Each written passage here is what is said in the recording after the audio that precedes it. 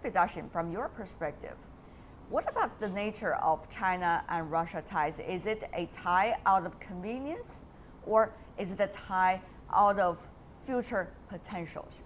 Well, I think it's both. They're not mutually exclusive. It is a tie of convenience, and both countries seem to be very comfortable with admitting that. No one expects anything overly unexpectable, and it's also a strategic partnership, and both sides are approaching it very coolly and rationally.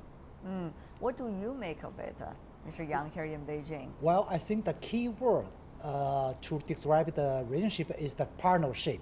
And I want to stress the point that the partnership between China and Russia in the world is the single one based on the equal footing, based on the mutual respects. If you look at the other partnership, US, Japan, US with whatever country, do you believe such a partner is based on the equal footing, based on the mutual respects? Even with the largest and the third largest economy, Japan and the US, even Japanese don't think the partnership with US are equal footing. So that's the differentiation between China-Russia partnership with all the other partnership in the world nowadays. Interesting. Mr. Babich, your thoughts? Well, I think that the partnership between Russia and China has developed rapidly. Let me just remind you that in the early 90s, our mutual trade was small, and it could be measured in single digits, in millions of dollars. Right now, just recently, in 2014, it almost reached $100 billion. You know, the general turnover of the trade between Russia and China. I think the United States helped that development a lot. Mr. Obama, by his aggressive policies, antagonized both Russia and China, in this way pushing Beijing and Moscow towards each other. But Professor Fedyashin, President Obama is not necessarily, at least so far, at the end of his term, known for being harsh and also being specifically strategic. Yet though, according to Mr. Babich, he managed to put China and Russia ever closer. Is that how you also look at the things? It is in many ways. Look, this relationship has been worked on by Moscow and Beijing for many years now, but the catalyst for this rapprochement, especially the rapidity of it, has really been the breakdown of the relationship between Russia and the West over Ukraine, which began in very late 2013, and that really kind of sped things up. But the Russians have been talking for many years about recalibrating their economic and their political ties within Eurasia and sort of rebalancing their dependence on the West with greater integration with the Far East, and especially with China. So again, what we're seeing now has been in the works, but the rapidity with which it's going on, of course, has increased. Let me just make one more additional point.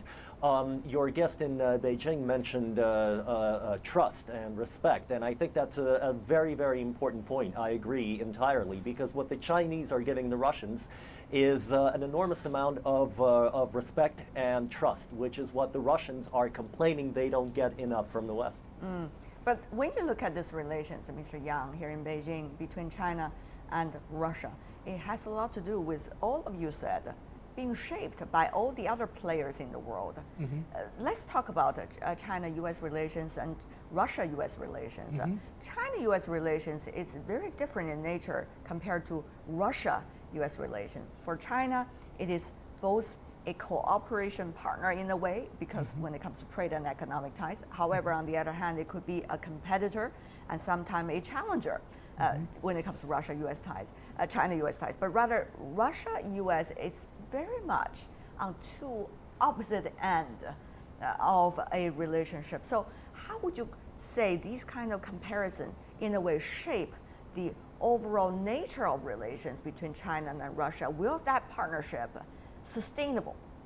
Well, first of all, I think partnership between Russia and China is indeed in sustainable format, while Russia-U.S., China-U.S. relations are marching towards, unfortunately, negative direction simultaneously.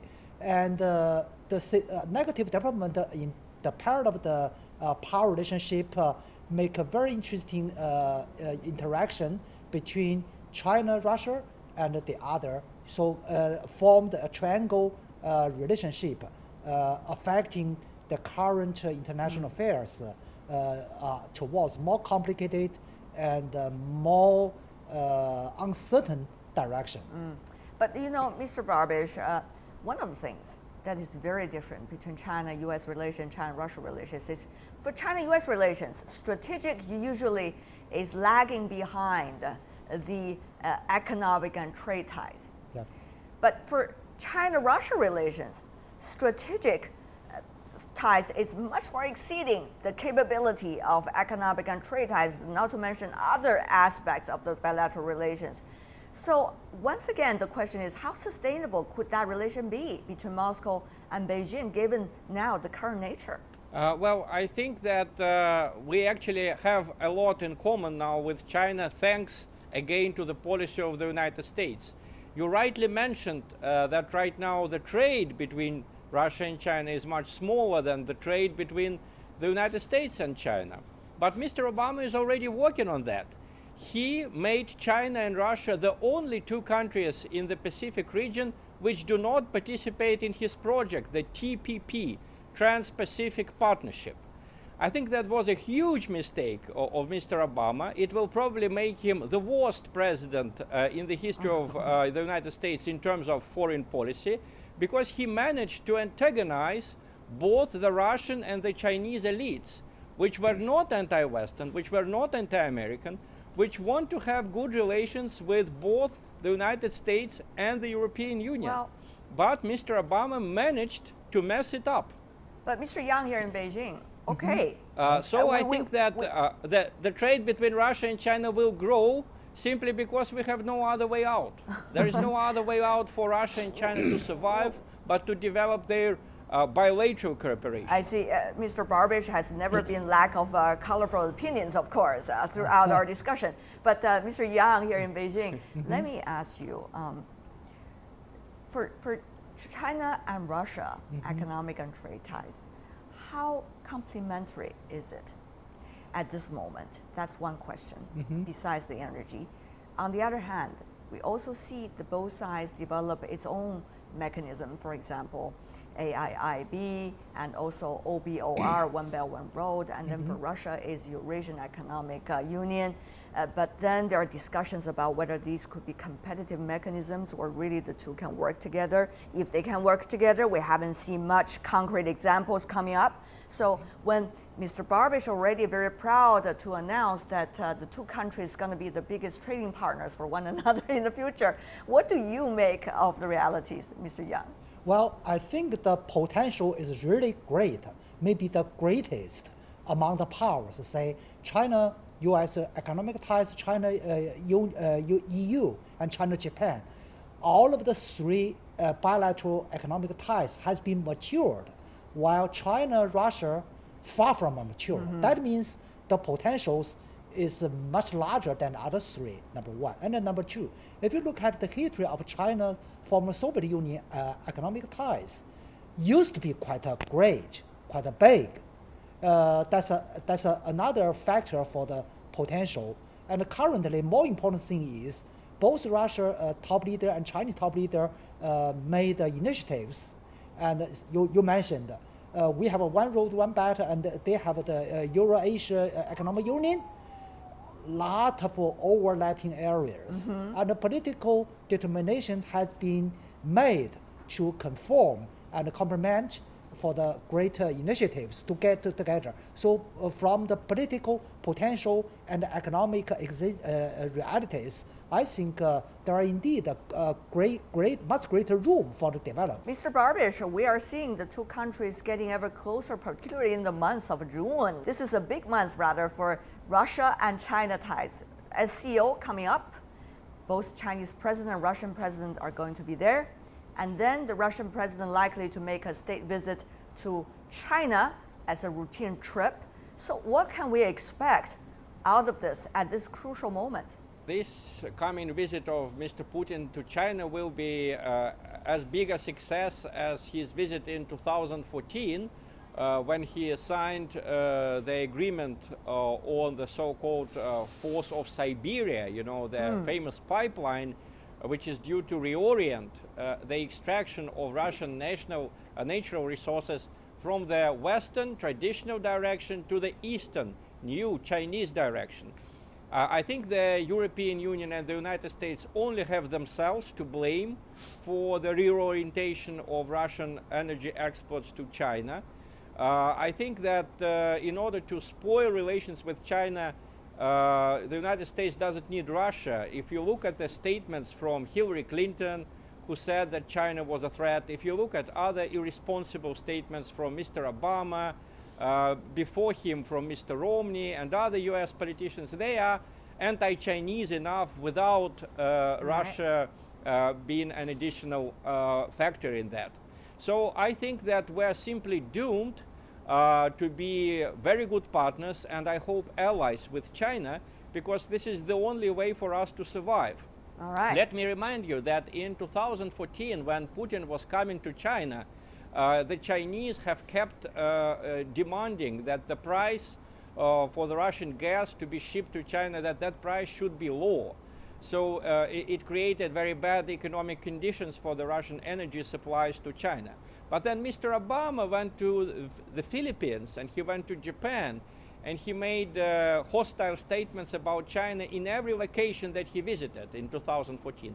And that helped the Chinese to heighten the price for the Russian gas. Well, so Mr. Obama, by his actions, can be called the main promoter of Russo-Chinese cooperation. Thanks to him for that, all right. and I hope the American people will demand from him, will make him responsible for the terrible, terrible consequences of his policies right now. And of course, Mr. Yang here about the sanctions that the West has toward Russia. Some argue that's already been the momentum in which Russia are using now to provide China with lower prices, and whether that's likely to change or not in the near future, given the relations between Moscow and the West, is still a big question mark.